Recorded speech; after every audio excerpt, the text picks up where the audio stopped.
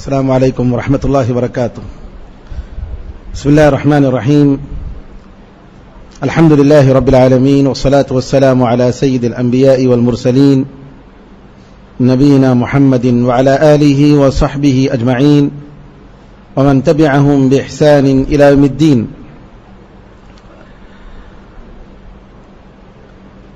آخری عشرے کا آغاز ہے اور آج کی رات 21ویں رات پہلی تاخرات ہے،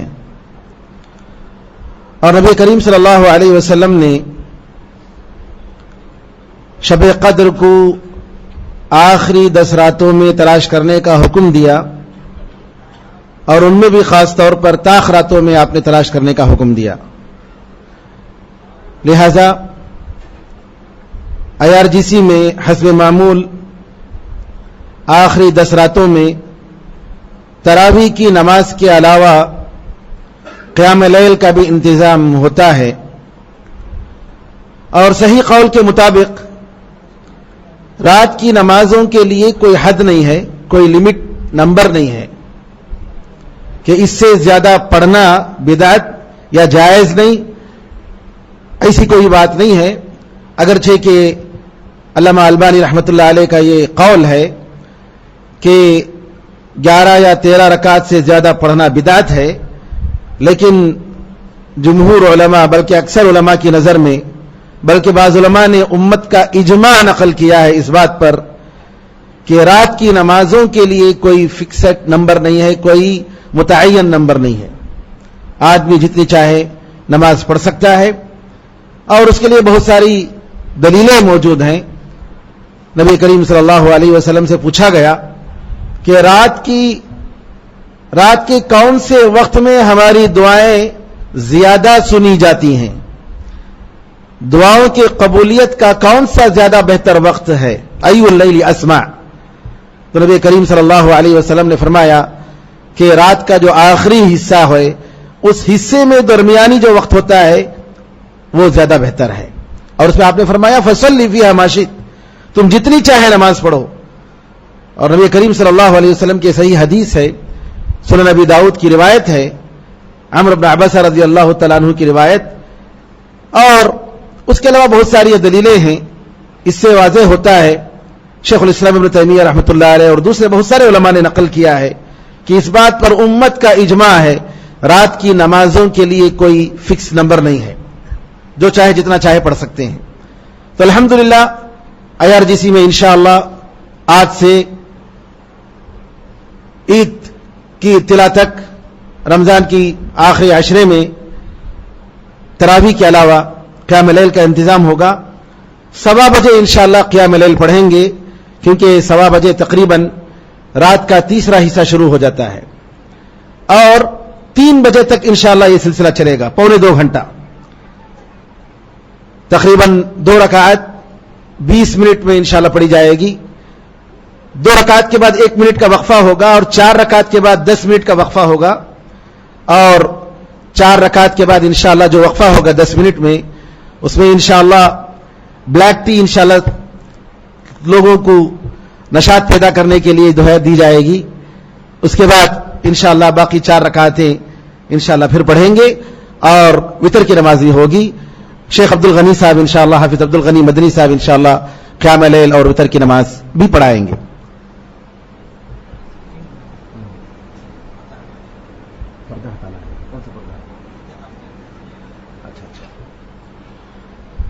خواتین کے لیے دروس کے وقت اوپر ٹی وی اسکرین لگی ہوئی ہے. چونکہ خواتین بھی اعتکاف میں بیٹھے ہیں، تو خواتین سے گزارش ہے کہ اعتکاف کے لیے جو پردہ لگایا گیا ہے اس پردے کو ذرا ہٹا دیں تاکہ دوسرے خواتین پروگرام کو دیکھ سکیں. اور ہم نے اس مرتبہ تقریر کا پروگرام بھی کم کر دیا ہے، بجائے 2 تقریر رکھنے کے تاخراتوں میں 1 ہی تقریر رکھی ہے، اور تقریر کا ٹائم ہم نے پونے گھنٹے کے بجائے 1 گھنٹہ کر دیا ہے تاکہ ان راتوں میں زیادہ سے زیادہ عبادت ہو. تو انشاءاللہ 11 سوا 11 تک ہمارا پروگرام چلے گا. پھر اس کے بعد تقریباً 1:15 بجے تک وقفہ ہے، اور 1:15 بجے انشاءاللہ قیام لیل 3 بجے تک انشاءاللہ چلے گا. پھر اس کے بعد ہم اپنے گھر واپس چلیں گے. اور سحری وغیرہ کا انتظام جو بھی ہوگا، کیونکہ فجر تک ان راتوں میں اللہ کی عبادت کرنا اور لیلۃ القدر تلاش کرنا ایک بہت بڑا کام ہے، اور ایک رات اگر وہ مل گئی ہم لوگوں کو ان 10 راتوں میں تو سمجھ لیجئے کہ 80 پر 3 سال 3 مہینے کے برابر ہم لوگوں کو انشاءاللہ نیک کام کرنے کا ثواب ملے گا۔ لہذا اللہ تعالیٰ سے دعا ہے کہ اللہ تعالیٰ ہم سب کو ان راتوں میں زیادہ سے زیادہ عبادت کرنے کی توفیق عطا فرمائے، ہمارے گناہوں کو معاف فرمائے، ہماری دعاؤں کو قبول فرمائے۔ محترم حاضرین، آج کا موضوع ہے اعتکاف۔ چونکہ آخری عشرے میں نبی کریم صلی اللہ علیہ وسلم اعتکاف کیا کرتے تھے، اور اعتکاف جیسا کہ بعض علماء نے کہا کہ عام دنوں میں یہ نفل ہے، لیکن آخری رمضان کے آخری 10 دنوں میں اعتکاف کرنا یہ سنت مؤکدہ ہے۔ اعتکاف کس کو کہتے ہیں؟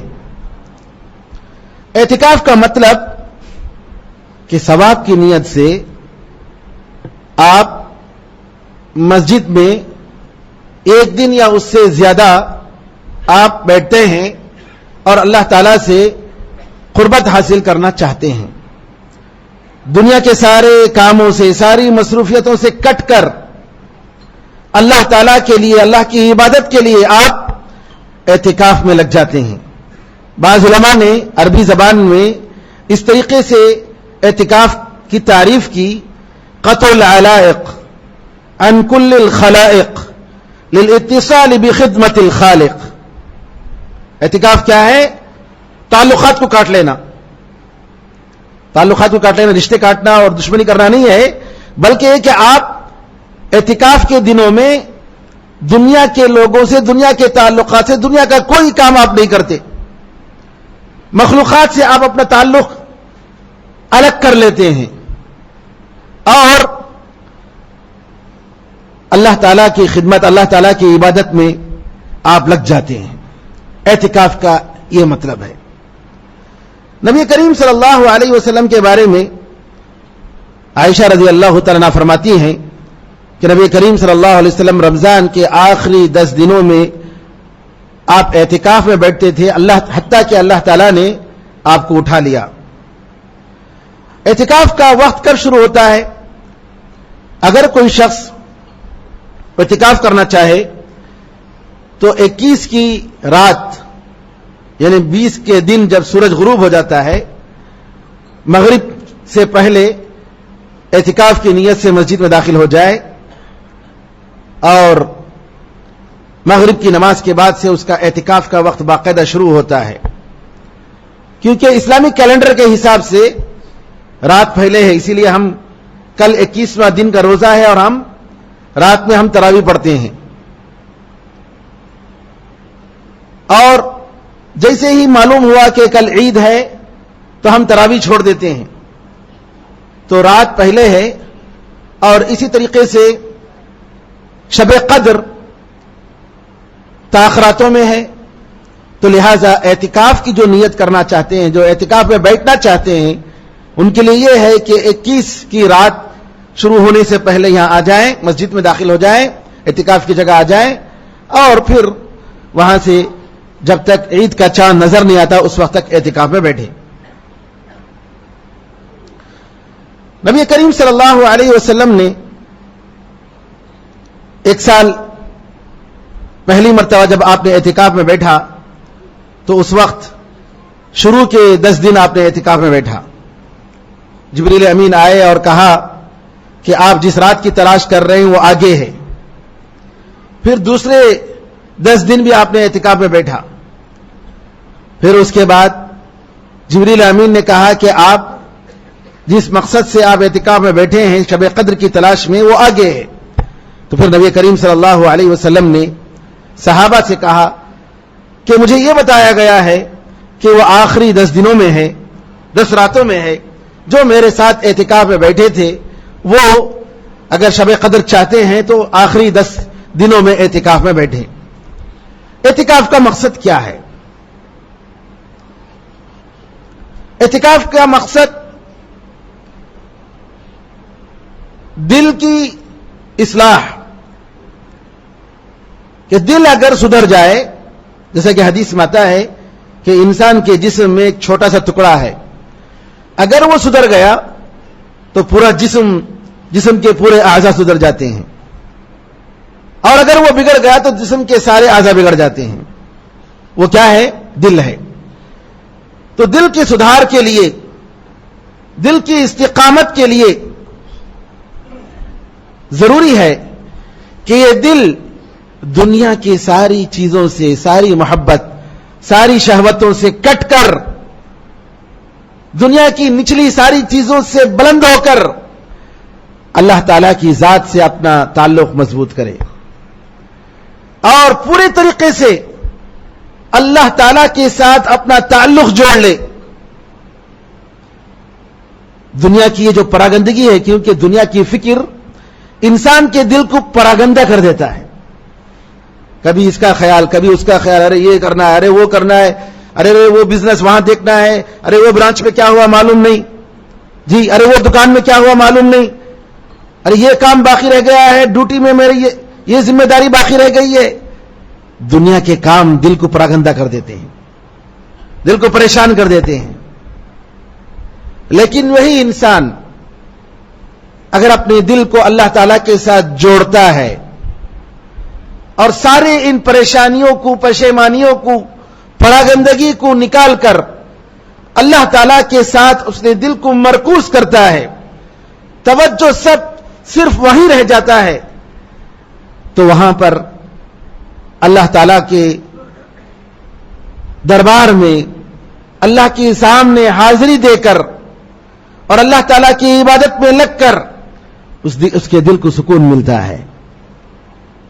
اور اعتکاف کا ہی مقصد ہے، اعتکاف کا ہی مقصد ہے کہ ہمارا دل دنیا کی ساری پراگندگیوں سے ہٹ کر اللہ تعالیٰ کے ساتھ اٹیچ ہو جائے اور اللہ تعالیٰ کے تعلق اور اللہ تعالیٰ کے رشتے کو مضبوط کرے۔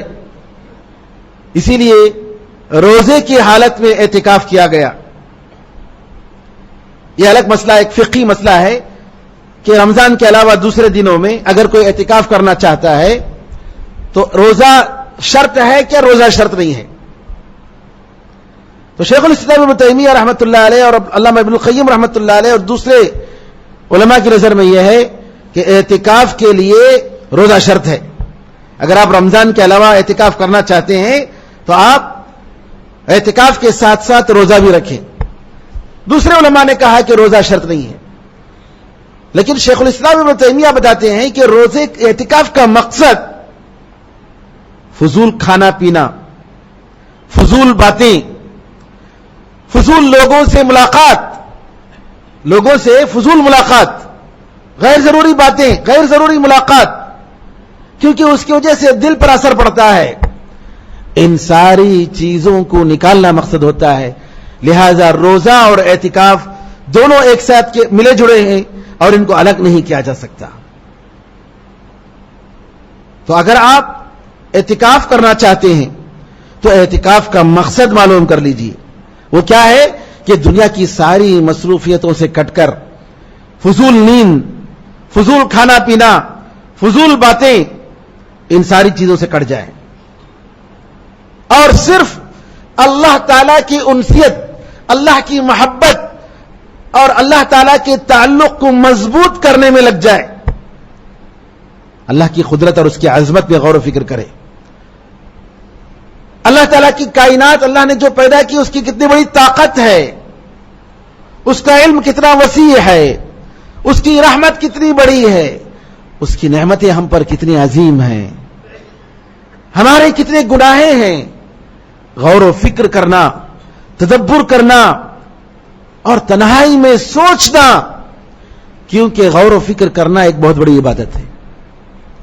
قرآن میں اللہ تعالیٰ نے غور و فکر کرنے کی دعوت دی، اپنے آپ پہ غور و فکر کرنے کی دعوت دی، کائنات پہ غور و فکر کرنے کی دعوت دی، اللہ تعالیٰ کی عظمت اور اس کی نعمت پہ غور و فکر کرنے کی دعوت دی۔ تو میرے بزرگوں، اعتکاف میں کیوں انسان کو الگ کیا جاتا ہے؟ نبی کریم صلی اللہ علیہ وسلم نے کیوں لوگوں سے کٹ کر جی الگ سے خیمہ بنا کر آپ صرف وہیں مشغول رہتے تھے, وہیں آپ مصروف رہتے تھے, تاکہ انسان اللہ تعالیٰ کے ساتھ اپنے رشتے کو مضبوط کرے, اپنے گناہوں پر شرمندہ ہو, اور اللہ تعالیٰ کی محبت اور اللہ تعالیٰ سے تعلق کو مضبوط کر کے قبر میں یہ محبت کام آئے گی, قبر میں یہ انسیت کام آئے گی, جہاں انسان تنہا ہوگا, کوئی مدد کرنے والا نہیں, کوئی کسی کی سننے والا نہیں, تو اللہ کی انسیت اور اللہ تعالیٰ کی محبت رہے گی تو یہ قبر میں کام آئے گی. تو لہذا سب سے بڑی چیز جو انسان کے دل کو سکون پہنچانے والی ہے وہ ہے اللہ تعالیٰ کے ساتھ اپنے رشتے کو اور اپنے تعلق کو مضبوط کرنا, اور اللہ تعالیٰ کی محبت کو بڑھانا, اور اللہ تعالیٰ کی ذات سے اپنے رشتے کو بڑھانا. اور تیسری چیز میرے بھائیوں, جس سے اعتکاف کا جو مقصد ہے وہ یہ ہے کہ آپ کو معلوم ہے انسان جس چیز سے محبت کرتا ہے اس سے چمٹا ہوا رہتا ہے, اسی کی فکر میں رہتا ہے, اسی کی حصول میں رہتا ہے. تو یہاں اعتکاف میں انسان اپنے اللہ تعالیٰ کی رضامندی کے حصول میں رہتا ہے, اللہ تعالیٰ کو خوش کرنے میں لگا رہتا ہے. جیسا کفار اور مشرکین ان کے معبودان باطل اور ان کے مزاروں کے پاس بیٹھ کر ان کے اولیاء کو اور ان کے جھوٹے خداؤں کو خوش کرنے کی کوشش کرتے ہیں اور وہیں بیٹھے رہتے ہیں, بالکل اسی طریقے سے بلکہ اس سے بڑھ کر ایک مومن اللہ تعالیٰ کے دربار میں اللہ تعالیٰ کی حاضری میں بیٹھا رہتا ہے اور اس سے اپنے دل کو سیراب کرتے رہتا ہے. علماء نے کہا کہ اگر انسان اللہ تعالیٰ کے ساتھ تنہائی میں اللہ کی نعمتوں اور اللہ تعالیٰ کی عبادتوں میں اور اللہ کی عظمت میں غور و فکر کرتا رہے تو اللہ تعالیٰ ایسی خوشیاں اس کو عطا فرماتا ہے کہ دنیا کی خوشی اس کا مقارنہ نہیں کر سکتی, اس سے کمپیئر نہیں کر سکتی.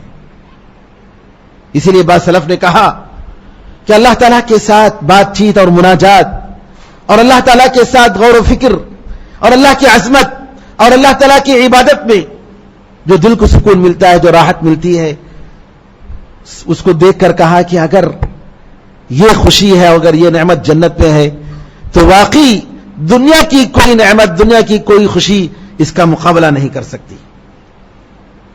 اب آئیے نبی کریم صلی اللہ علیہ وسلم اعتکاف میں کیا کرتے تھے.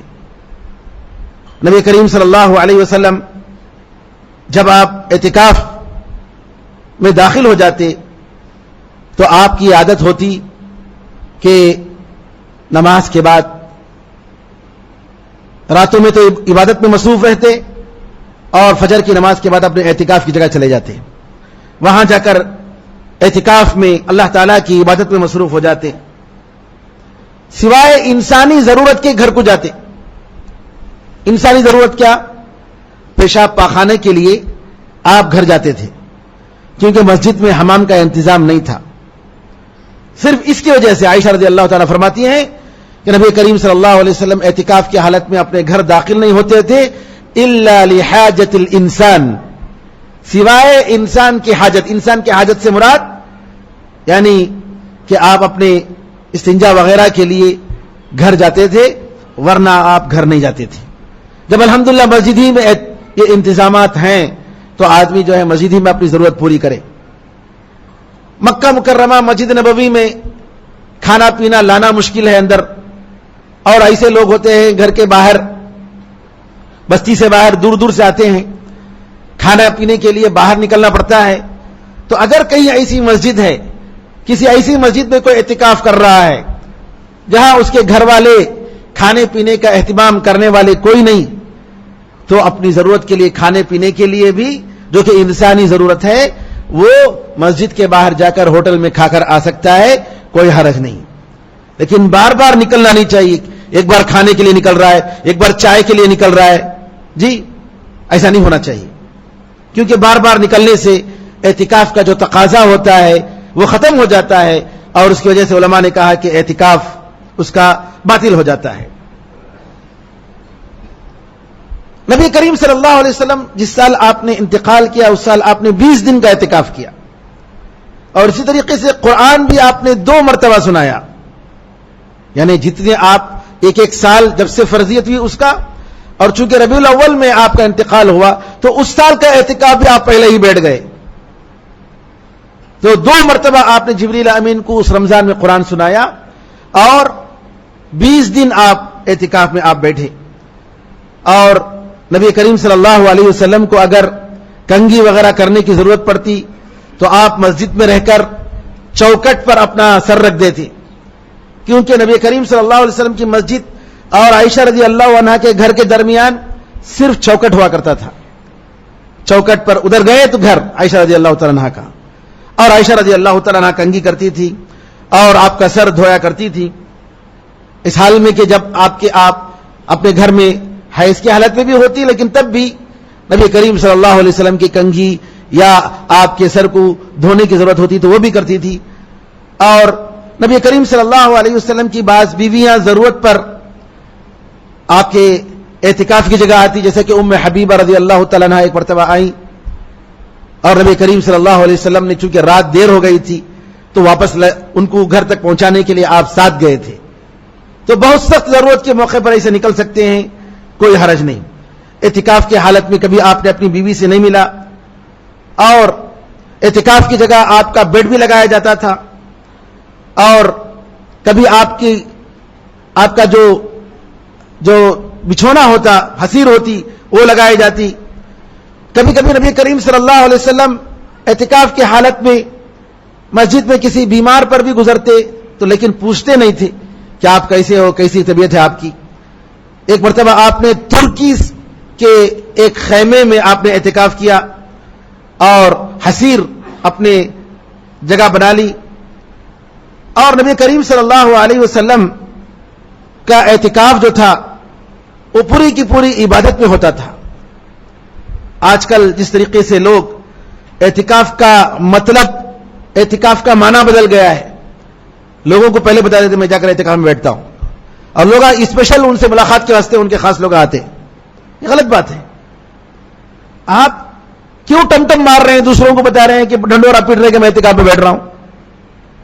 اللہ کے لیے بیٹھ رہے ہیں، بتانے کی ضرورت نہیں، کسی کو معلوم ہو گیا اور آ گیا تو کوئی بات نہیں، لیکن آپ اعتکاف میں بیٹھ کر آپ بتا رہے ہیں سب کو کہ بھائی ہم اعتکاف میں ہیں اور ہم سے ملنے کے لیے آنا ہے تو آپ فلاں جگہ آ جائیے، نہیں، یہ اعتکاف کے تقاضے کے خلاف ہے۔ اور اسی طریقے سے عورت کے لیے اعتکاف کے علماء نے کہا کہ عورت اگر اعتکاف میں بیٹھنا چاہتی ہے تو شوہر سے اجازت لینا چاہیے، اگر شوہر ہے ساتھ، بستی سے سفر میں نہیں ہے، بستی کے باہر نہیں ہے، تو اس سے اجازت لینا چاہیے۔ اور اسی طریقے سے اگر مرد اعتکاف میں بیٹھنا چاہتا ہے تو گھر کی ضرورتوں کا خیال کرے، ایسا نہیں کہ گھر میں اس کی ضرورت ہے، والدین کی خدمت کی ضرورت ہے اور وہ ان ساری چیزوں سے لاپرواہ ہو کر وہ اعتکاف میں بیٹھ جاتا ہے۔ اعتکاف کن چیزوں سے باطل ہو جاتا ہے؟ بغیر کسی عذر کے مسجد سے اگر نکلتا ہے تو اسے اعتکاف باطل ہو جاتا ہے، بیوی سے جمع کرنے سے اعتکاف باطل ہو جاتا ہے، اور اسی طریقے سے جان بوجھ کر منی انزال کرنے سے اعتکاف باطل ہو جاتا ہے، اور نعوذ باللہ انسان اگر کفر کا کام کرتا ہے تو بھی اس سے مرتد ہو جاتا ہے تو اس کا اعتکاف باطل ہو جاتا ہے۔ اور اسی طریقے سے اگر کسی نے مسجد میں رہتے ہوئے اعتکاف کی نیت کو ختم کر دیا، نہیں بھائی میں اعتکاف چھوڑ رہا ہوں، دل میں اس نے ارادہ کر لیا، تو بھی اعتکاف ختم ہو جاتا ہے۔ اور اعتکاف کرنے والے کے لیے خرید و فروخت کرنا جائز نہیں، مسجد کی عزت اور مسجد کی حرمت جس سے متاثر ہو ایسا کام کرنا جائز نہیں، بغیر کسی ضرورت کے زیادہ بات چیت کرنا جائز نہیں۔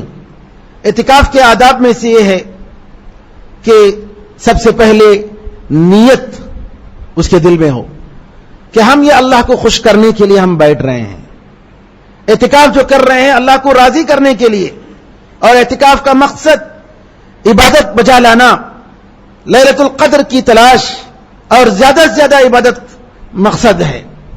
ورنہ اگر کوئی انسان اعتکاف میں بیٹھا ہے، کیا ہے میرا دوست بیٹھا ہے میں بھی بیٹھ رہا ہوں، ارے دوست پہ بیٹھا ہے تو گھر میں جا کر بیٹھو نا.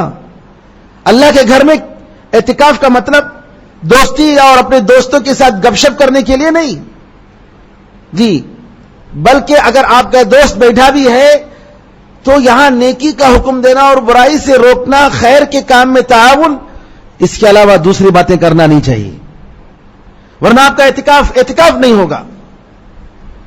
اور اعتکاف کرنے والے کے لیے جو کہ مسجد ہی میں بیٹھا ہے، نیکیوں کے جتنے وسائل اور جتنے موقع آتے ہیں ان کو گنوانا نہیں چاہیے ثواب کمانے کے. کیا کیا ہے؟ سنتیں، نمازوں سے پہلے کی سنتیں، نمازوں کے بعد کی سنتیں، چاشت کی نماز، قیام اللیل، وضو کرتے ہیں تو 2 رکعت تحیۃ الوضو، صبح شام کی دعائیں، نمازوں کے بعد کی جو اذکار ہیں نبی کریم صلی اللہ علیہ وسلم سے ثابت ہیں. اور اگر کسی کو معلوم نہیں ہے تو مانگ لے اپنے بھائیوں سے کہ بھائی وہ کیا کیا دعائیں ذرا بتا دو، تاکہ میں ان دعاؤں کو میں کم از کم اس موقع پر پابندی سے کر لوں. اور الحمدللہ یہاں پر مسجد میں آپ کے IRGC میں جی دیوانوں پر لگا ہوا ہے، ان کو آپ ان اذکار کو اگر آپ پابندی کے ساتھ پڑھیں نہیں، کم از کم آپ یہ موقع یاد کر لیجئے اور اس کے معنی میں غور و فکر کر لیجئے. اور اسی طریقے سے مؤذن اذان دے رہے ہیں تو مؤذن کے اذان کا جواب دینا، تو یہ ساری چیزیں، پہلی صف میں رہنا، صف میں دائیں طرف جگہ پکڑنا، نماز کے بعد دوسری نماز کے لیے انتظار کرنا، یہ ساری چیزیں ہیں جن کی وجہ سے انسان ایک عبادت سے دوسری عبادت، مختلف عبادتوں میں مصروف رہتا ہے.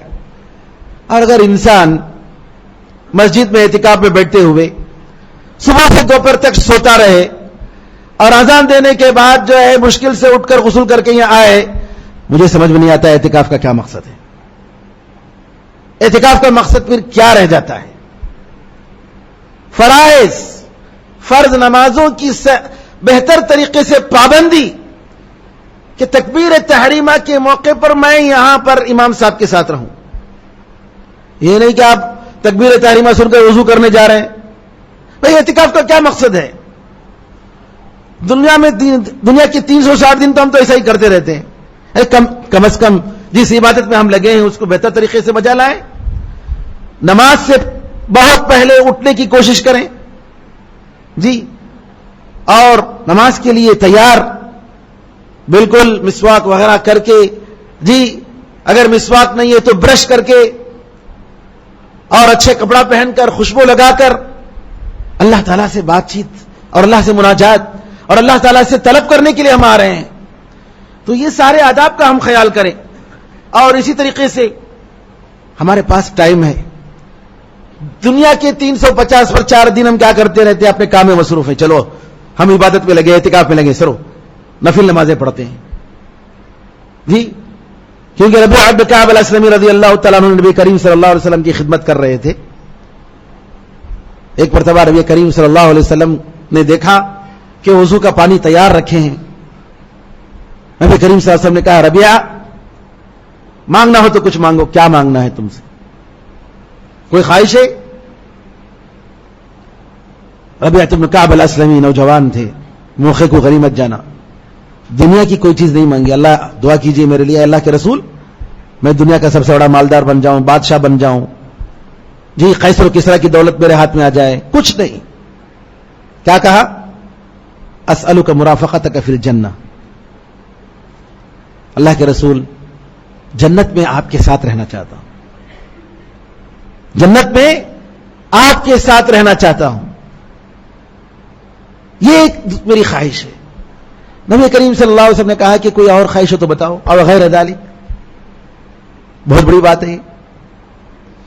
خاتم الانبیاء، سید ولد آدم، آدم کی اولاد کے سردار جی، امام الانبیاء علیہ الصلوۃ والسلام کے ساتھ جنت میں رہنا معمولی بات ہے؟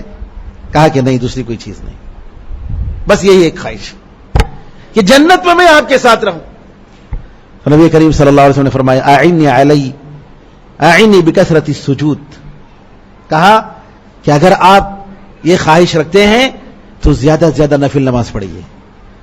زیادہ سے زیادہ سجدے سے مراد بکثرت السجود، سجدے سے مراد نفل نماز ہے. تو آپ اطمینان سے، آپ کے پاس موقع ہے.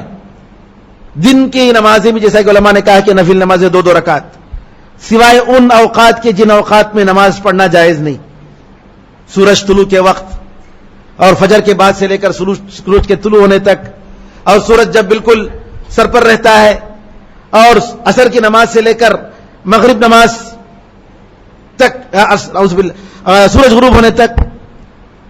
ان اوقات میں چھوڑ کر آپ کی طبیعت چاہ رہی ہے چلو 2 رکعت نماز پڑھتے ہیں، چلو میرے پاس ٹائم ہے چلو نماز پڑھتے ہیں.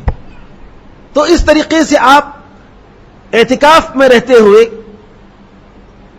یہ عبادتیں کریں اور نفل نمازیں اور مختلف عبادتیں. عبادت کی مختلف قسمیں ہیں. انسان اگر صرف نماز پڑھتا ہی رہے گا تھک جائے گا. کبھی نفل نماز، کبھی قرآن کریم کی تلاوت، جی کبھی ذکر و اذکار، تسبیح، تحلیل، لا حول ولا قوت الا باللہ، اللہ اکبر، استغفر اللہ، کبھی نبی کریم صلی اللہ علیہ وسلم پر درود، کبھی ہاتھ اٹھا کر دعا کرنا. جی 2 زانو بیٹھ کر بالکل ادب کے ساتھ ایک عاجز، ایک فقیر، ایک مسکین جیسے دعا کرتا ہے، آپ کے بدن سے، آپ کے عضو سے اور آپ کے دل سے آپ کی عاجزی ظاہر ہو. تنہائی میں ہیں، کسی کو آپ نہیں دکھا رہے، پردہ لگا ہوا ہے، اعتکاف میں بیٹھے ہیں. بہترین موقع ہے کہ اللہ تعالیٰ سے اللہ کے خزائن، اللہ کے خزانے، دنیا اور آخرت کے خزانے ہم مانگ لیں. کتنا بہترین موقع ہے. کوئی دیکھنے والا نہیں، کوئی آپ کو ڈسٹرب کرنے والا نہیں. جی ہاتھ اٹھا کر، کبھی سجدوں میں جا کر. سجدہ دعا کے لیے الگ سجدہ نہیں ہے میرے بھائیوں، بعض لوگ دعا کے لیے الگ سجدہ سمجھتے ہیں. اور جو حدیث میں آتا ہے کہ سجدے کی حالت میں دعا قبول ہوتی ہے تو اس سے مراد نماز میں سجدے کی حالت میں. تو آپ نفل نماز پڑھتے ہوئے جی سجدے میں قرآن کی دعائیں نہ کریں، کیونکہ قرآن سجدے میں اور رکوع میں پڑھنے سے منع کیا گیا ہے، کیونکہ اللہ کا کلام ہے اور انسان سجدے میں ذلت کی حالت میں ہوتا ہے، رسوائی کی حالت میں ہوتا ہے. تو اللہ تعالیٰ کی شان کے خلاف ہے، اللہ کے کلام کی شان کے خلاف ہے کہ عاجزی میں جی رکوع اور سجدے کی حالت میں ہم اللہ کے کلام کو پڑھیں. تو اگر آپ دعا کرنا چاہتے ہیں قرآن کی دعائیں تو سلام سے پہلے تشہد کے بعد آپ پڑھیے، اس وقت کر سکتے ہیں. تشہد میں بیٹھے ہیں، التحیات پڑھ لیتے ہیں، جی درود پڑھ لیتے ہیں، اس کے بعد آپ جی پورے درود میں آپ پورے تحیات میں انگلی اٹھاتے ہوئے، جی تشہد کی انگلی سے اشارہ اس طریقے سے کرتے ہوئے، اس طریقے سے نہیں بلکہ عاجزی کے ساتھ جھکا کر آپ دعا کیجئے. ربنا آتنا فی الدنیا حسنہ وفی الآخرۃ حسنہ وقنا عذاب النار ربنا هب لنا من ازواجنا وذرياتنا قرة اعین واجعلنا للمتقین اماما. جی ربنا اغفر لنا ولاخواننا الذين سبقونا بالایمان. جو دعائیں قرآن کریم کی دعائیں آپ پڑھیں، نفل نمازوں میں پڑھیں. سجدے میں جا کر نبی کریم صلی اللہ علیہ وسلم کی دعائیں ہیں، چھوٹی چھوٹی دعائیں، کتنی بہترین دعائیں، دنیا اور آخرت کی بھلائیوں کی دعائیں. سبحان اللہ. یہ دعائیں کریں آپ سجدوں میں جا کر، نمازوں میں، نفل نمازوں میں کریں. تو استغفار کبھی لا حول ولا قوت الا باللہ، کبھی قرآن کریم کی آیت میں غور و فکر، قرآن و فکر کی آیت میں غور و فکر، دیکھتے چلو یہ معنی کیا ہے دیکھ لیتے ہیں. تو اس طریقے سے ایک عبادت سے دوسری، دوسری سے تیسری، کبھی غور و فکر، تفکر. ان فی خلق السماوات والارض واختلاف الليل والنهار والفلك التي تجري في البحر بما ينفع الناس. جی اللہ تعالیٰ فرماتا ہے کہ آسمان کے پیدا کرنے میں، رات کے آنے جانے میں، دن اور رات کے آنے جانے میں، ایک کشتیوں کے سمندر پر جو چل رہے ہیں، یہ ساری چیزوں میں کیا ہے؟ اللہ تعالیٰ کے لیے، یہ اللہ تعالیٰ کی بہت ساری نشانیاں ہیں غور و فکر کرنے والوں کے لیے. جو لوگ اللہ تعالیٰ کی کائنات میں غور و فکر کرتے ہیں، کہتے ہیں ربنا ما خلقت هذا باطلا. غور و فکر کر کے کیا کہتے ہیں؟ اے ہمارے پروردگار، اس کائنات کو تو نے بیکار نہیں پیدا کیا ہے، اس کے پیچھے بہت بڑا مقصد ہے. سبحانک، تیری پاکی ہے، تو ہر عیب سے پاک ہے، تیرے ساتھ کوئی شریک نہیں، تیرے مقام تک کوئی پہنچ نہیں سکتا. فقنا عذاب النار، اے اللہ دوزخ کے عذاب سے ہمیں بچا لے. جی اللہ نے فرمایا نیک لوگ اس طریقے سے کرتے ہیں. اعتکاف میں بیٹھنے والے ہمارے ساتھی لوگوں سے گزارش ہے کہ علماء نے کہا، کتاب الزہد وغیرہ اٹھا کر آپ دیکھیں گے، امام احمد رحمۃ اللہ علیہ کی زہد کی کتاب التفکر عبادہ، علماء نے کہا کہ غور و فکر کرنا کائنات میں، اللہ کی عظمت میں اور اپنے گناہوں میں ایک عبادت ہے، بہت بڑی عبادت ہے. اور اس سے انسان اللہ تعالیٰ کی عظمت کا اقرار کرتا ہے، اس کا ایمان بڑھتا ہے.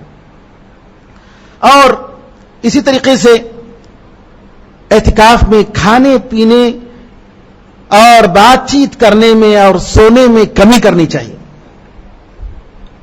ٹھیک ہے، لوگ بڑے شوق سے جو ہے اپنے ساتھیوں کو کھلانے کے لیے ہر قسم کے، چلو بھائی ہمارے ساتھی ہیں لے کر آؤ جھینگے کی بریانی اور فلاں بریانی، ہر قسم کی چیزیں جو ہے ماشاءاللہ. لیکن میرے بھائیوں، زیادہ کھانے پینے سے کیا ہوتا ہے کہ انسان کا پیٹ جب بھرتا ہے تو نیند غالب ہوتی ہے اور عبادت میں سستی پڑ جاتی ہے. اے طائر لاہوتی، لاہوتی کا مطلب طائر سے مراد خدا مراد ہے، طائر سے مراد پرندہ ہے اور لاہوت سے مراد خدا کے پرندے. اے طائر لاہوتی، اے وہ پرندہ جو اللہ کی طرف اڑنا چاہتا ہے. اے طائر لاہوتی، اس رزق سے موت اچھی جس رزق سے آتی ہو پرواز میں کوتاہی. اوپر جانے میں سستی اور کوتاہی اور غفلت آتی ہے تو علامہ اقبال کہتے ہیں کہ اے وہ پرندے جو اللہ تعالیٰ کی طرف اڑ کر جانا چاہ رہے ہو، اس سے تو موت بہتر ہے. لیکن میں یہ کہنا چاہ رہا ہوں کہ انسان یہ نہیں کہ کھانا نہ کھائے پانی نہ پیے. بعض لوگوں نے کہا کہ اگر بھائی تم جو ہے اعتکاف میں بیٹھے ہو تو جو ہے 2 کالی چیزیں جو ہیں جو رسول اللہ صلی اللہ علیہ وسلم جس پر رہتے تھے وہ کھاؤ. ہم وہ تو نہیں کہیں گے، چلو اتنا ہمارا ایمان نہیں ہے، لیکن ہم یہ کہیں گے کہ کھانے پینے میں اسراف یہ انسان کو کیا کرتا ہے، اللہ تعالی کی طرف آگے بڑھنے میں روک دیتا ہے. آپ نے دیکھا جی طالوت علیہ السلام کے ساتھ جو فوج گئی، کہا کہ دیکھو اللہ تعالیٰ تمہیں آزمانے والا ہے، تمہارے سامنے ایک ندی آنے والی ہے اور سب لوگ پیاس میں تڑپ رہے ہیں، لیکن یاد رکھو پینا نہیں. اگر پینا ہی ہے تو ایک چنگل پانی ہاتھ سے کھایا بس. الا من اقترف غرفۃ بیدہ، اللہ نے منع کیا. ایگزام ہے، امتحان ہے. دنیا کی زندگی سب امتحان ہے. آپ دیکھیں گے ہر چیز میں امتحان ہے، کبھی غم کے ذریعے کبھی خوشی کے ذریعے، ہر چیز میں امتحان. قرآن میں اللہ نے کہا لَيَبْلُوَنَّكُمُ اللَّهُ بِشَيْءٍ مِّنَ الصَّيْدِ تَنَالُهُ أَيْدِيكُمْ وَرِمَاحُكُمْ. اے لوگو، اے مومنو، دیکھو احرام کی حالت میں شکار کرنا حرام ہے. عمرہ اور حج کے لیے آپ احرام باندھ لیے، احرام کی نیت میں آپ نکل گئے ہیں تو خشکی شکار کرنا، خرگوش، کبوتر جائز نہیں ہے. اللہ تعالیٰ آزمائے گا، ضرور آزمائے گا. کیسے آزمائے گا کہ آپ جا رہے ہوں گے احرام کی حالت میں. اللہ تعالیٰ کہہ رہے ہیں قرآن میں تنالہ ایدیکم ورماحکم، یہ شکاری جانور تمہارے سامنے آئیں گے، تمہارے ہاتھ اور تمہارے نیزے جو ہے وہاں تک پہنچیں گے. جی اور حدیث میں ابو قتادہ رضی اللہ عنہ کی حدیث ہے کہ کچھ لوگ نکلے صحابہ، یہ احرام کی حالت میں نہیں تھے، اور ابو قتادہ رضی اللہ تعالیٰ عنہ چاہتے تھے کہ جو ہے وہ دیکھ رہے ہیں کہ ایک شکاری ان کے سامنے نظر آ گیا. اب وہ پیچھے لگے ہیں، تیر مار رہے ہیں. ان کے ساتھیوں جو ہے عمرہ کی حالت میں، احرام کی حالت میں، وہ چاہ رہے ہیں کہ ان کے ساتھی اٹھا کر تیر دے، لیکن ساتھیوں کو معلوم ہے کہ وہ دے نہیں سکتے کیونکہ ان کے لیے جائز نہیں، وہ تعاون بھی نہیں کر سکتے. شکار کے لیے شکاری آدمی کی مدد بھی نہیں کر سکتے. اللہ نے کہا ہے، اور ہوا ایسے جیسے اللہ تعالیٰ نے بنو اسرائیل میں ہفتے والوں کو آزمایا، شکار کرنے سے منع کیا کہ ہفتے کے دن دنیا کا کوئی کام نہیں کرنا ہے. سمندر کے ساحل میں تھے اور ان کا کھانا پینا، ان کی بزنس پوری یہی تھی. امتحان دیکھ رہے ہیں کیا ہے, ہفتے کے دن جو ہے جس دن منع کیا پوری مچھلیاں سامنے آ رہی ہیں, چلو چلو شکار کرو, آؤ آؤ آؤ. اور اتوار کے دن دوسرے دن غائب, بہت کہیں دور چلے جا رہے ہیں. یہ اللہ تعالیٰ کی طرف سے امتحان, یہ آزمائش ہے. تو یہاں میرے بزرگوں ہم لوگوں کا امتحان ہے. یہاں ہر ایک عمل, انسان کی زندگی کی ہر حرکت امتحان ہے. ہماری بات چیت امتحان ہے, ہمارا کھانا پینا ہونا بچھونا امتحان ہے. تو لہذا اس امتحان میں کامیاب ہونے کے لیے ہمیں چاہیے کہ سونا اس میں بھی کم کریں, کھانے پینے میں بھی کم کریں ضرورت کے مطابق. کھانا حرام تو نہیں, الحمدللہ کھا سکتے ہیں, لیکن آپ جس مقصد سے بیٹھے ہیں اعتکاف میں اس میں آپ کو مدد چاہیے تو لمیٹڈ ڈائٹ جس کو کہتے ہیں ڈائٹ کھانا, کہ آپ لمیٹڈ کھانا کھائیے, اسراف مت کیجیے, ورنہ جو ہے آپ کا دل, پیٹ بہت زیادہ بھر جاتا ہے تو دل جو ہے غافل ہو جاتا ہے, غفلت کے پردے پڑ جاتے ہیں, سوچ کے پردے پڑ جاتے ہیں, سوچ پر پردے پڑ جاتے ہیں, اور اس کی وجہ سے عبادت میں مزہ نہیں ملتا ہے, اور انسان کو نماز اور عبادت, قرآن کریم کی تلاوت سب جو ہے مشکل نظر آتا ہے. جی ہاں, اور کوشش کیجئے اعتکاف کی حالت میں کہ آپ ہمیشہ وضو کی حالت میں رہیں. مسجد میں بیٹھے ہیں, ہمیشہ کوشش کریں کہ 10 دن آپ جو بیٹھے ہیں وضو کی حالت میں رہیں. اور اگر ضرورت پڑے تو بات کرنے کی آپ کیسی بات کریں گے؟ امر بالمعروف اور نہی عن المنکر, نیکی کا حکم دینا, برائی سے روکنا, بس اتنا ہی. بھائی نماز کا وقت ہو گیا, نکلو بے, ٹائم ہو رہا ہے, چلو چلو اٹھو اٹھو, نماز کا وقت ہو گیا, آپ یہ کہہ سکتے ہیں. جی باقی بیکار بات چیت کرنا یہ اعتکاف میں بیٹھنے والوں کے لیے بالکل ہی مناسب نہیں. خاموش رہنا چاہیے. اور آخر میں اعتکاف کرنے والوں کے لیے یہ ہے کہ زیادہ لوگوں کی زیارتوں سے بچیں. فون کا استعمال, فون اعتکاف کرنے والوں کے لیے بہت بڑا امتحان, بہت بڑا امتحان آج کے زمانے میں, اور واقعی امتحان ہے. اگر انسان کو ضرورت پڑتی ہے, ہو سکتا ہے گھر میں کوئی ایک وقت آپ فکس کر لیجئے, یہ وقت, اور کہ اس وقت گھر والوں سے کوئی ضرورت ہو, کوئی کہہ دیجئے کہ بھائی نمبر کرو, فون کر لو, اور باقی ٹائم پر اگر فون آپ کا آف رہتا ہے تو سب سے بڑی بات ہے, یہی ہونا چاہیے. آپ جو ہے کیا ہے, میں اعتکاف میں بیٹھا ہوں, ٹھیک ہے بھائی, ارے میں 100% اعتکاف کا حد ادا نہیں کر سکتا, ٹھیک ہے مجھے 40% ہو جائے. یہاں سے بیٹھ کر, ہاں بھائی وہ کسٹمر بول رہے ہیں, کیا بولا, اچھا ٹھیک ہے اوکے, اس کو بول دیتے ہیں, سیکریٹری کو بول دیتے ہیں کہ میں 2 جواب دوں گا, 2 ورڈ, اوکے یا نہیں, بس میں زیادہ بات نہیں کروں گا. اب یہ کیا ہے بھائی, یہ بھی ایک بزنس ہے. اب مسجد میں بیٹھ کر, اعتکاف میں بیٹھ کر بزنس چلا رہے ہیں, جائز نہیں ہے. ویسے عام حالات میں ہی مسجد میں بزنس کرنا جائز نہیں ہے. اور اگر مسجد میں بیٹھ کر ٹھیک ہے آپ فون کر رہے ہیں, SMS کر رہے ہیں, واٹس ایپ, اوکے, وہاں سے سوال آ رہا ہے, یہاں سے جا رہا ہے, اوکے یا نو, 2 ورڈ ہی صحیح میرے بھائیوں. 10 دن آپ اعتکاف میں بیٹھے ہیں, اللہ کے لیے خالص کیجئے اس کو, اور اللہ تعالیٰ آپ کے بقیہ دنوں میں برکت دے گا. ورنہ اس طریقے سے اگر آپ اپنے بزنس کے آپ کا دل لگا ہوا ہے, تو جسم تو مسجد میں ہے, دل کہیں اور ہے. تو اعتکاف کا مطلب مسجد میں جسم رہنا نہیں, جسم سے بڑھ کر انسان کا دل اور دماغ رہنا, اللہ تعالیٰ سے جڑنا, یہ سب سے اہم بات ہے. اور اسی طریقے سے بعض لوگ اپنے بچوں کو ساتھ لاتے ہیں اعتکاف, لیکن بچوں کو مسجد کے آداب کیسے رہنا چاہیے مسجد میں, اب وہ بیٹھا ہے, بیٹھ کر جو ہے فون میں رکھ کر جو ہے وہ پورے کھلونے جو ہے کھیل رہا ہے, بھائی اس سے کیا فائدہ ہوگا؟ دوسروں کو ڈسٹرب ہو رہا ہے, دوسروں کو پریشانی ہو رہی ہے. لہذا ایسی چیزیں نہیں کرنا چاہیے, اور ایسے بچوں کو لانا نہیں چاہیے.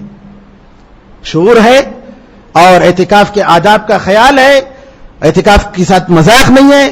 ہر کوئی اگر اعتکاف میں بیٹھ جاتا ہے, کیا بھائی اعتکاف میں بیٹھے ہیں چلو, لیکن اعتکاف کا حق ادا نہیں کر رہے ہیں, اور وہ سمجھ رہے ہیں کہ یہاں بیٹھ کر جو ہے ان کے ایگزام کی تیاری کر رہے ہیں, قرآن کریم پڑھنے کا وقت. اب اس کے بجائے آپ کیا کر رہے ہیں, دنیا کے کام میں لگے ہیں, تو اس کا فائدہ کیا ہے؟ اور اعتکاف جیسا کہ میں نے کہا کہ اللہ تعالیٰ کی رضامندی اور اخلاص للہیت یہ سب سے پہلا مقصد ہونا چاہیے. فخر اور تکبر یا بتانے کے لیے میں اعتکاف میں بیٹھا، میں ہر سال اتنے سال سے میں اعتکاف میں بیٹھا ہوں، یہ جو کبھی انسان اگر کہہ بھی دیا تو نہیں کہنا چاہیے.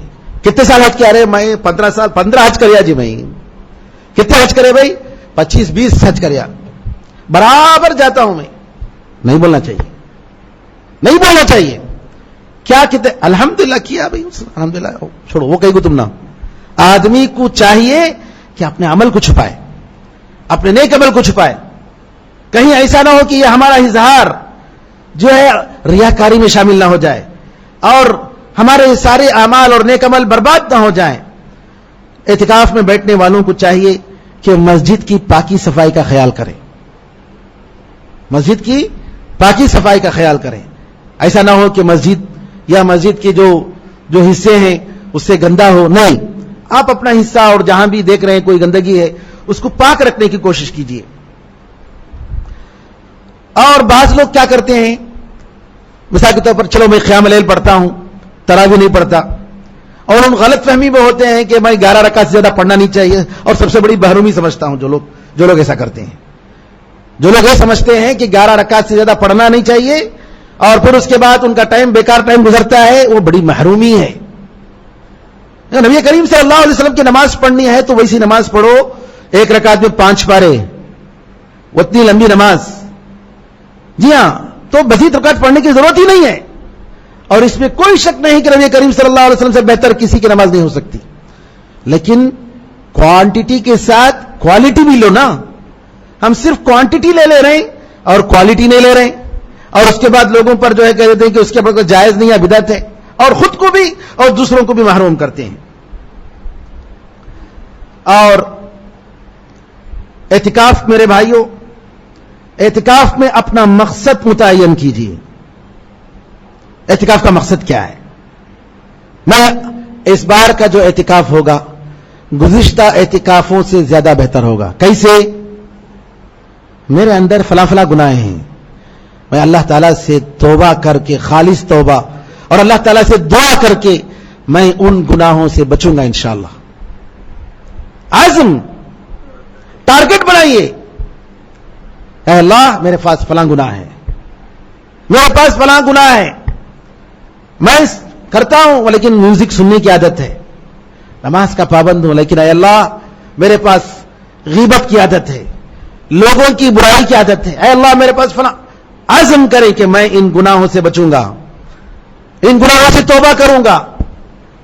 جی، اعتکاف کا مقصد بنائیے اور کسی بھی طریقے سے ان گناہوں سے نجات پانے کی کوشش کیجیے. اور ایسا نہیں ہونا چاہیے کہ اعتکاف سے پہلے اور اعتکاف کے بعد آپ کی وہی حالت ہے. اعتکاف سے پہلے جو حالت تھی، جیسے آپ کی زندگی تھی، جیسے آپ کا معمول تھا، جی، لوگوں کے بارے میں بدگمانی، لوگوں کے بارے میں بیکار قسم کی باتیں، جی، ارے انہوں جو ہے فلاں اتنا کھا لیا، بھائی معلوم بھی نہیں کیا بھی نہیں ان کو، کیا کہ لوگ بولے کر انہوں بھی بول رہے ہیں، لوگ ایسا کرے بھائی فلاں صاحب، فلاں ایسا صاحب ڈبا مارا جی، فلاں ایسا کر ڈالے. آپ کو معلوم ہے بغیر پروف کے کیسا بول سکتے ہیں؟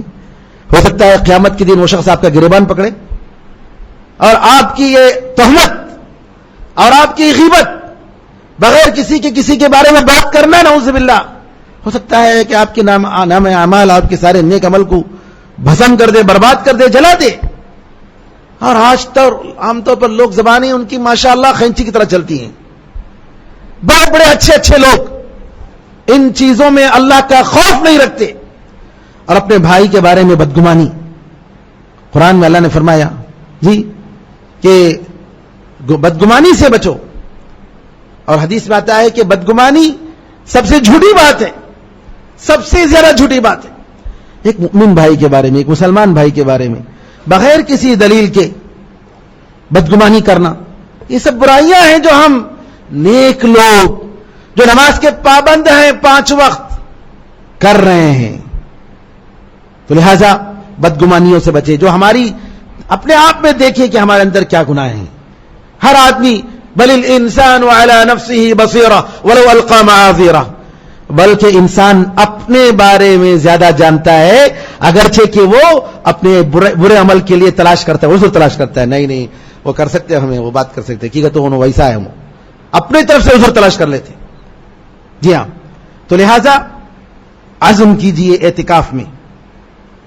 اعتکاف میں آپ کی ہر منٹ اور ہر سیکنڈ آپ کے حق میں ہیں یا آپ کے خلاف ہے. یا تو آپ نیکی کما رہے ہیں یا آپ برائی کما رہے ہیں، دو میں سے ایک. مقدس جگہ میں ہیں آپ، گھر میں نہیں ہیں، مارکیٹ میں نہیں ہیں، تو یہاں ہماری سوچ، ہماری بات، ہماری حرکت اللہ تعالیٰ کو خوش کرنا چاہیے. آپ جا رہے ہیں، چلتے ہوئے جا رہے ہیں، استغفر اللہ، سبحان اللہ وغیرہ پڑھتے ہوئے جائیں. میں گزارش کروں گا ابراہیم بھائی سے اور زبی بھائی سے، IRGC کے ذمہ داروں سے، کہ اوپر اعتکاف کی جگہوں میں استغفر اللہ، جی سبحان اللہ، الحمدللہ، اس قسم کے جو ہے چھوٹے چھوٹے بینر جو ہے قبلے کی طرف نہیں بلکہ دوسری طرف دیواروں پر لگائیے تاکہ اعتکاف کرنے والوں کو مدد ملے. یا اگر بھول گئے نظر اٹھا کر دیکھی، سبحان اللہ پڑھ لیا، الحمدللہ پڑھ لیا، اللہ اکبر پڑھ لیا. اور میرے بزرگوں، یہ مت دیکھیے کہ لوگ کیا دیکھ رہے ہیں. لوگوں کو خوش کرنا یا لوگوں کی رضامندی حاصل کرنا، اس سے بلند ہو کر صرف اور صرف اللہ تعالیٰ کو راضی کرنا، یہ کہ اللہ مجھے دیکھ رہا ہے، اللہ تعالیٰ کی نظر مجھ پر ہے. لوگوں کی نظروں سے بے پرواہ ہو کر اللہ تعالیٰ کی نظر، اس کی طرف توجہ دیجئے اور اللہ تعالیٰ کو خوش کرنے کی کوشش کیجئے. کیونکہ لوگوں کی آپ خوش کرنے کے لیے جائیں گے، لوگ کبھی آپ سے خوش نہیں ہوں گے. گھر میں بیوی 100% خوش نہیں، کتنا بھی کرو کچھ نہ کچھ کمی رہتی ہے، شکایت ہوتی ہے. دنیا والے کبھی آپ خوش نہیں ہو سکتے. اللہ کو راضی کرنے کی کوشش کریں، اللہ خود بھی راضی ہوگا، دنیا والے بھی راضی ہوں گے، بیوی بھی راضی ہوگی، دوست احباب بھی راضی ہوں گے. اگرچہ کہ آپ کہہ رہے ہیں ظاہر سے، بیوی سے کہہ رہے ہیں ارے وہ کام کرنا غلط ہے، نہیں کرنا چاہیے، جائز نہیں ہے. بیوی تھوڑی دیر کے لیے ناراض ہوگی لیکن اللہ تعالیٰ اس کو بعد میں راضی کر دے گا. جی، جو شخص لوگوں کو ناراض کر کے اللہ کو راضی کرتا ہے، اللہ اسے راضی ہوتا ہے اور لوگوں کو بھی راضی کر دیتا ہے. اور جو لوگوں کو خوش کر کے اللہ کو ناراض کرتا ہے، اللہ اس پر ناراض ہوتا ہے اور لوگوں کو بھی ناراض کر دیتا ہے. جی ہاں، تو یہاں اعتکاف میں یہ سارے بڑے بڑے عزائم، یہ بڑے اخلاق، جی یہ زندگی کے اصول اپنانے کی کوشش کریں. اللہ تعالیٰ کے سامنے ذلیل اور اللہ تعالیٰ کے سامنے عاجز اور انکساری کو اختیار کرنے کی کوشش کریں. ہر جانے اور آنے والے کی طرف مت دیکھیے، نگاہوں کو نیچے رکھ کر اپنے جائیے اور اپنا کام دیکھیے. جی ہاں، اور اسی طریقے سے جو بھی نیک کام ہو اس میں تعاون کرنے کی کوشش کریں. اور شعار آپ کا یہ ہونا چاہیے، قل خیرا او اصمت، کہ اگر آپ بات کریں گے تو اچھی بات کریں یا خاموش رہو، دو میں سے ایک. کیا شعار؟ جی ہماری بات کیا ہونی چاہیے، ہمارا لوگوں کیا ہونا چاہیے اعتکاف کرنے والوں کا؟ بولو تو اچھا بولو، اچھی بات کرو، یا نہیں تو خاموش رہو. بس ہماری زبان سے کوئی اچھی بات کے سوا کوئی دوسری بات نہیں نکلنی چاہیے. اور میرے بزرگوں، اعتکاف میں جیسا کہ میں نے کہا، انسان کوشش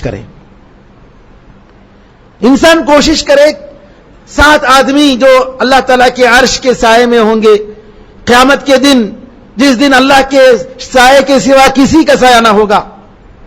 ہمارے دل سخت ہے.